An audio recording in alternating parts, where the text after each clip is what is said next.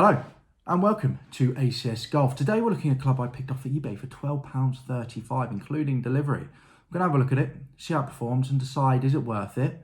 Should you look out for it yourself if you're on a budget and want it in the bag? And also why this club isn't being picked up. It is from, I would say, a major brand. Now a major brand maybe in America definitely, but maybe not so in the UK. However, that brand is very well known for their irons. And this itself isn't an iron, it's a hybrid. So maybe that's why people aren't thinking about it to pick it up. Now, before I delve further into this video, if you do like this video, please do give it a like and do subscribe to the channel. Let's try and get to triple figure subscription wise before the end of the year. That'd be fantastic. And also check out my other videos. One video will be released every week, very similar to this, just checking out second-hand equipment and is it worth it and should it go in high handicapper's bag or even a mid handicapper's bag? So the club that I picked up, as I mentioned, is a hybrid. It is a Ben Hogan. Always the wrong way around here. Ben Hogan Edge CFT2 hybrid. Now it says 2 hybrid, but it's actually 19 degrees. So I would classify that as a 3 hybrid really. Even back then when this was released in 2014, it still would have been a 3 hybrid. I think that's just Ben Hogan just wanting to do their own thing when it came down to labeling, which is absolutely fine.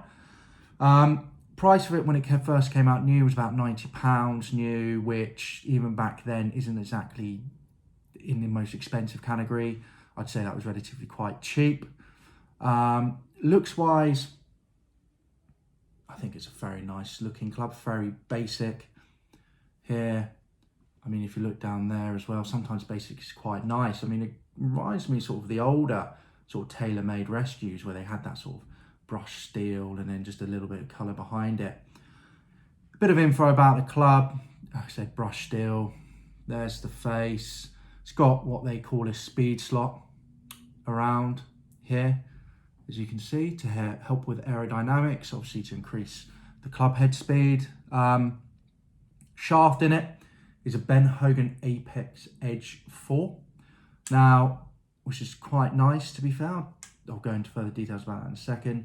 And also just a standard Ben Hogan grip. That's one thing that Ben Hogan sort of did all the time, was all their own equipment throughout. Now, one key feature about this club as well is the actual length of it. Now, it's actually, so I've just got here, this is a Sim 3 hybrid, tailor-made. And you can see there, it's a little bit shorter, actually, if I get it right. See, there you go, even more shorter. So it's definitely, they made it a shorter club. Now, the reason for that is obviously to have more control. Shorter shaft, it gives you more control of the club, makes it easy to hit. And also the idea was to make it shorter so that people would be able to control it better and draw the ball better or, fade the ball better. And also just generally be able to hit it. I mean, as a high handicapper, generally the short, you do struggle with your longer club, so having it shorter does help. The shaft itself, like I said, I'll delve into a bit more. Doesn't feel like a budget shaft. I mean, you get some of these shafts, it's regular flex, and you go like that, and it's just very whippy and gives you the idea that if you keep on swinging the ball, the club can go anywhere. And so that contact, you just can't be reassured of how it's going to come out. So it's quite nice that it is a good regular. I mean, if anything, I'd say it's quite a firm regular, to be fair. But I think that's quite nice. It doesn't feel budget or anything like that. It looks very, I wouldn't say massively premium, looking at the head and feeling the head. But I do like it. I was quite impressed with the shaft, to be fair. Now, adjustability. I mean, a lot of the older clubs you couldn't adjust anyway. Nowadays, obviously you can, movable weights and adjustable hosels, but no adjustability, which is fine. Again, for a high handicapper, that's perfect. Last thing you want to be doing is just having a club where it's got loads of adjustability to it. Like, I mean, the Mizuno, I think coming to head of Mizuno 900 or 850 JPX, they brought out these woods where everything you had to weight here and another weight here, and it just gets overly complicated. And therefore you're fiddling around with it, and it's just going to affect the swing, and you don't really know what you're doing. But with this, when you get things like this where it's just dependable, you don't really care about it. You don't have to worry about moving a weight. You don't have to be thinking, oh, maybe if I add this weight here, this will help or whatever. You know, it's very much just like putting on a sort of pair of shoes and just going out the house. It's just really easy and very dependable sort of looking club. Now, one thing I will say, I don't know if I can really show this here, but it is quite closed at address, which obviously does give more of a draw bias. But again, if you're a high handicapper, medium, mid-high handicapper, even have these issues, and you tend to slice the ball, that could be a really good aid there, that it is slightly closed at address, and therefore really does help to reduce the slice of the ball. Now, I took this down to my local driving range, and let's see some of the videos from that and just see how the club got on. And then afterwards I'll discuss what I exactly thought about it and if I think it's worth it. So here I am down at the range. Unfortunately, the shot tracer wasn't actually working for me, so sorry for that. You're going to have to just watch me hit a few balls until the last two shots. Now, distance-wise, it was 175 yards on average, carry, which is great. Over 200 yards total distance, which again is good. I think when I really went for it, I think the total distance I managed to get was 217 yards, which is not bad at all. Ball flight, because of how close the club face is, tended to be a draw, and every now and again probably hooked it a little bit because I naturally do draw the ball at the moment. Height-wise, exactly what I'd expect from a hybrid. I struggle to hit the ball in the air. I do tend to hit down on it a lot. So, it was popping up nicely for me still, which was very nice. And that's why, some of the distance for me, the total distance is long, but then the actual carry is actually relatively slow. And here you go. Here's one of the shot shapes you can see there, right to left, good enough height. And again, very similar shape there. Again, right to left. So yeah, generally very happy with it. So there we go. Now, average, as I mentioned, average total distance was probably over the 200 mark. Average total carry was about the 175. I did manage to push it out to 217 yards total distance, which is, very happy. For my sort of distance I would expect from my 3 hybrid, at the moment I use a Cobra F91 length, which is the length of 7-iron 3 hybrid, which doesn't go as far as a normal hybrid. And I would say that this fits in quite perfectly with what I'd expect from the current hybrid in my bag. So technically it could go in there. So great performance, really, lengthwise, distance-wise for 2014 club. I thought it, did great.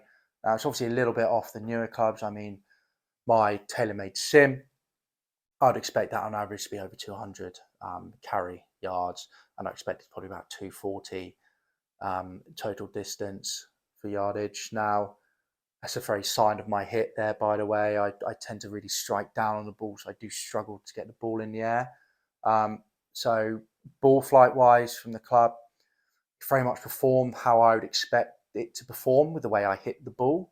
So there's no shocks there. I didn't think, oh my God, that keeps on coming out really low or that's ballooning in the air. It's very much consistent with the ball flight I would normally get from a hybrid. So again, happy with that. Feel of the club, no feel, really. It is a 2014 club, and it was 90 quid back then, and I did pick it up £12. I much prefer a lot more feel. I much prefer just that response, so I know I've hit the ball.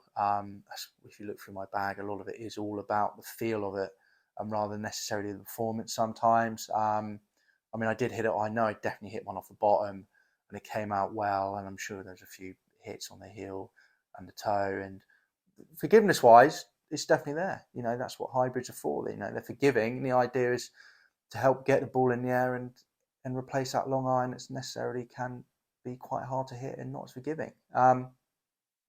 Shaft wise, I was very happy with the shaft and the firmness. To be fair, I thought the shaft itself felt quite good when I was swinging it. Really did help with being consistent with the head. I never thought at one point, when I swung and I really went for it, I didn't think, oh my God, I don't really know where the head is. So that was great. Really happy with that. I did also give it to a friend who was at the range, who's a bit more of a big hitter than me, and he managed to get the total distance up to 230. So it does go. 230 yards for a 2014 club, where you can pick up for, £12.50, 20 quid is great. Now, if you did want to pick it up, obviously do look on eBay to give it a go. If you can't find them on eBay, golf clubs for cash. Have them on there at the moment, 40 quid affordable golf. Have them on there for 30 quid at the moment. And I definitely think it's worth a go. I mean, you manage to get one of these off eBay for £20, and going through it and giving it a go, you might, maybe lose £5, or you just make your money back if you don't enjoy it. I think it's definitely a good budget club to put in the bag, because people just don't think of Ben Hogan when it comes down to hybrids and woods. Now, it's mainly because, firstly, Ben Hogan's marketing wise isn't huge. I mean, at the moment, they've even stopped producing clubs. They've actually, their license with their builder manufacturers actually run out. So they're still producing clothes, but not producing clubs. They're trying to get a new manufacturer now. So keep your eyes out for that. But Ben Hogan, club wise, has always been thought about their irons. I mean, the putters back in the day were quite good. I'm definitely going to say this wrong, so I do apologise, especially to my American viewers.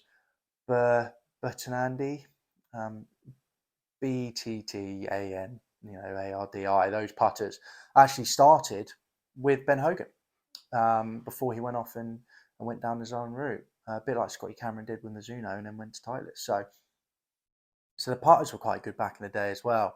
So do keep an eye out for them. Now, like I said, with their irons, people like, I think, professional tour players play with them, YouTubers, I think, such as Rick Shields used to have them back in, the icons back in the day in the bag. So player irons, they're fantastic. I would, and that's why I think people don't think about the woods and the hybrids.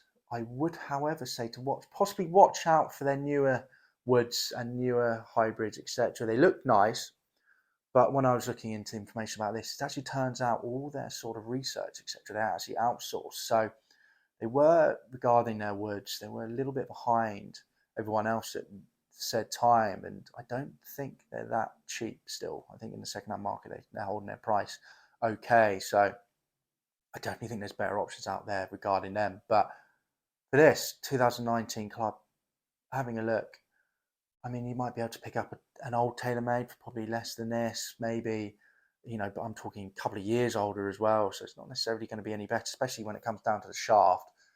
I mean, the shaft would be a lot worse and probably in a lot less condition, great condition as well. So I definitely think it's worth a go. So overall view of let's see if I can get it the right way around this time. And shock horror, I have the Ben Hogan CFT Edge Hybrid is worth a go.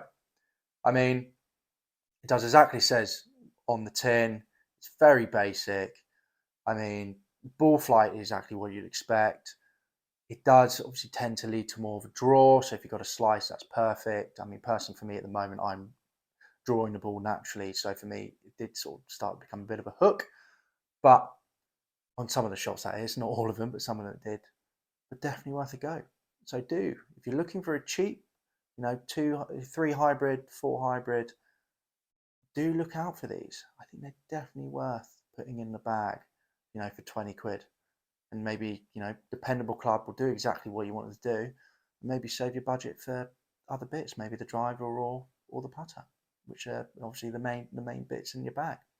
So yeah. So I hope you enjoyed that video, and I will catch you soon. Bye bye.